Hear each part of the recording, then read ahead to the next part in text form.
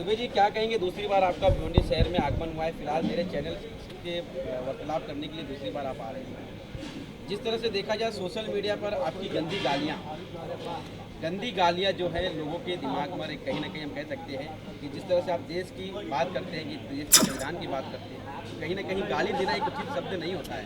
इस पर आप क्या कहेंगे? गाली देकर आप लोगों को क्या जताना चाहते हैं? अगर गाली देना उचित शब्द नहीं है तो उखाड़ ले मेरा जो उखाड़ना है। भैया संविधान है, आपको बुरा लगा चले जाइए, उखाड़ लीजिए मेरा, लेकिन गाली देना मेरा संवैधानिक अधिकार है। अगर संविधान के संसद में बैठकर अगर एक बीजेपी का सांसद हमारे प्रभु श्री राम को गाली दे सकता है कि उनको ठर्रे में श्री राम नज़र आता है, वो बंदा को सांसद बना दिया जाता है, तो मैं बाहर है कि अगर इनको गाली दे रहा हूँ तो क्या गलत है? और जिसको भी बुरा लगे ना भैया, जो उखाड़ सकते हैं मेरा उखाड़ लीजिए। अच्छा, संवैधानिक आपने कहा कि अधिकार है, तो संवैधानिक अधिकार में क्या गाली देना एक होता है? नहीं होता, मैं जानता हूँ। तो एफआईआर नाम की एक चीज़ भी होती है, करा दीजिए ना, हम कोर्ट में समझेंगे। कि मुझे एक बात बताइए, मैं अगर वाला बोलता हूँ तो कौन सा संवैधानिक गाइडलाइन में ये लिखा हुआ है कि ये गाली है? अगर मैं बोलूँ कि आपकी माँ की आँख, तो वो शरीर का अंग हो गया, वही कोई दूसरा बोल दूँ तो आप उसे गाली मान देंगे? कहीं भी संविधान के अंदर, मैं इतनी बार, मेरे ऊपर इतने केसेस है ना भाई साहब, मैं हमेशा कोर्ट जाता हूँ, जमानत लेता हूँ, लेकिन जो गाली की डेफिनेशन है उसमें ये वाले नहीं आते हैं। इसी वजह से आज बाहर बैठा हूँ, आपकी वीडियो पे वापस गाली देने बैठा हूँ। तो आप निश्चिंत रहिए, और जिनको भी बुरा लगता है ना मेरी गालियाँ, अगर उनके कान में चुभती हैं, उनके पिछवाड़े अगर जलन होता है, तो बड़नौल लगाया करें। अगर फिर भी ना उसको ठंडा पड़े तो नज़दीकी पुलिस स्टेशन जाइए, बताइए वीडियो पे मैंने इनको वाला बोला, मेरा उखाड़ ले। विनय जी, आपका देखा जाए केंद्र सरकार का विरोध क्यों रहता है? क्या कारण है कि केंद्र सरकार का आप इतना खुलकर विरोध करते हैं? एक अच्छा काम आप बता दीजिए, मैं तारीफ भी करने लग जाऊँगा सर। एक अच्छा काम बता दीजिए, चलिए आप ही बता दीजिए, आप पत्रकार हैं। नहीं, लेकिन जिस तरह से आरोप आप लोगों के ऊपर ये भी लगता है कि आप जहां पर जाते हैं, जिस तरह से देखा जाए किसी अदर पार्टी की सत्ता रहती है तो उसका विरोध नहीं करते, उसकी तरफदारी करते हैं। किसने कहा ये कि हमने नहीं कहा? महाराष्ट्र में बैठा हूँ, भिवंडी के अंदर बैठा हूँ। यहाँ पे महाराष्ट्र के अंदर बांद्रा में किसकी सरकार थी जो मुझे उठा के जेल में डाल दिया था?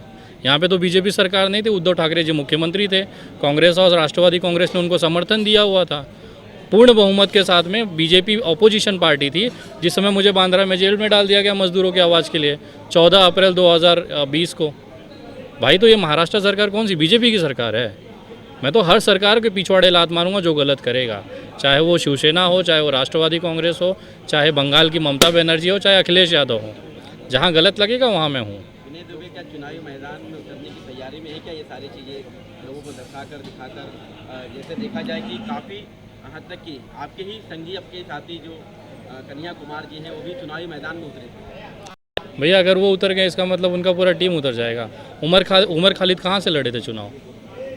एकदम खास दोस्त है बचपन का उनका, कहाँ से चुनाव लड़े थे? सर देखिए, सबका अपना पर्सनल एक एजेंडा होता है, पर्सनल एक मोटिव होता है। जिस दिन विनय दुबे चुनाव के लिए बोलेगा ना, छाती ठोक के ललकार के अनाउंस करके आएगा। मैं भारतीय जनता पार्टी का कोई नहीं हूँ कि पीछे से वार करूँगा, छाती ठोक के काम करता हूँ और हमेशा करता रहूँगा। तो ये जो सरकार को गाली देने में आपका क्या मोटिव है? इसके पीछे आपका क्या? बड़ा मज़ा आता है सर, इतना किक मिलता है क्या बताएं, क्योंकि ये काम ही एकदम ऐसी करते हैं ना कि इनको गाली दिया जा सके। आप देखिए, अगर मैं देखता हूँ बड़े स्केल पे, मेरा पड़ोसी आज भूखा है, उसके पास नौकरी नहीं है, सैलरी जो आ रही थी, बंदा 25,000 कमा रहा था, कंपनी बोलती 6,000 में करना है तो करो, नहीं तो जाओ। वो बंदे का EMI 20,000 रुपया कहाँ से भरेगा वो? अब उसकी तकलीफ़ देखने के बाद, ये सारी चीज़ देखने के बाद मन में क्या निकलेगा?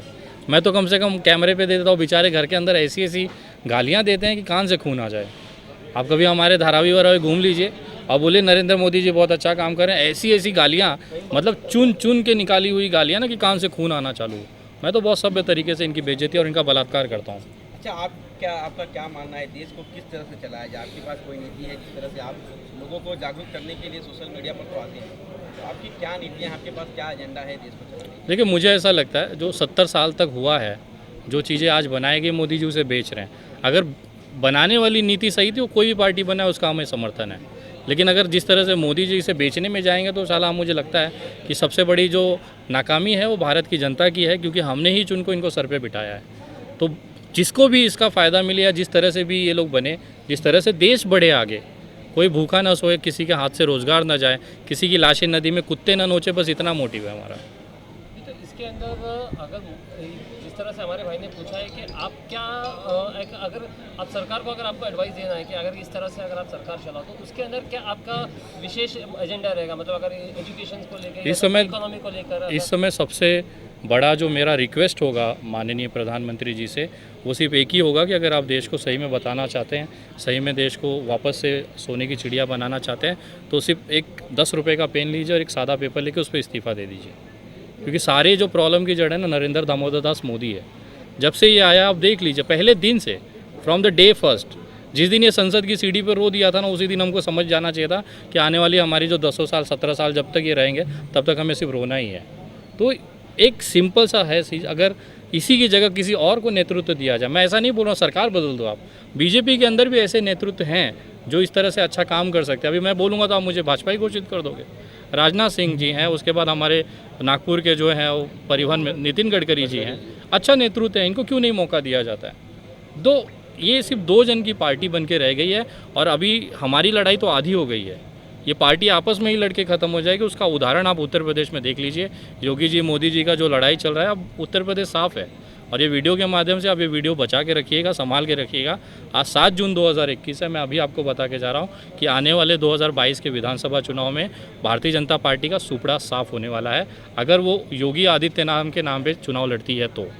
भिवंडी की जनता से क्या कहना चाहिए, क्योंकि आप दूसरी बार आगे, और ये तो जायज़ है कि हमारे इस्माइल भाई के साथ में आपकी जो है बातचीत होती रहती है कि भिवंडी के हालात आपको जो है वो शेयर करते रहते होंगे, तो फिलहाल जो भिवंडी के हालात चल रहे, तो उसके हिसाब से आपके भिवंडी की जनता को क्या मैसेज देना चाहिए? देखिए, सबसे सिंपल है, भिवंडी की जनता समझदार है, ऐसा भी है नहीं कि बहुत बच्चे हैं उनको समझाना है।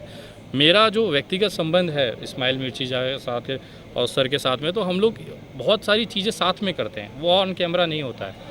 पिछले साल आपको याद होगा जब मज़दूर यहाँ से जा रहे थे भिवंडी से, कितने ही 200-250 गाड़ियों का रिकॉर्ड तो हमारे पास है, जो इन्होंने हम लोगों को अरेंज करके दिया, हमने इनको श्रमिक जो मज़दूर थे वो अलॉट करके दिए।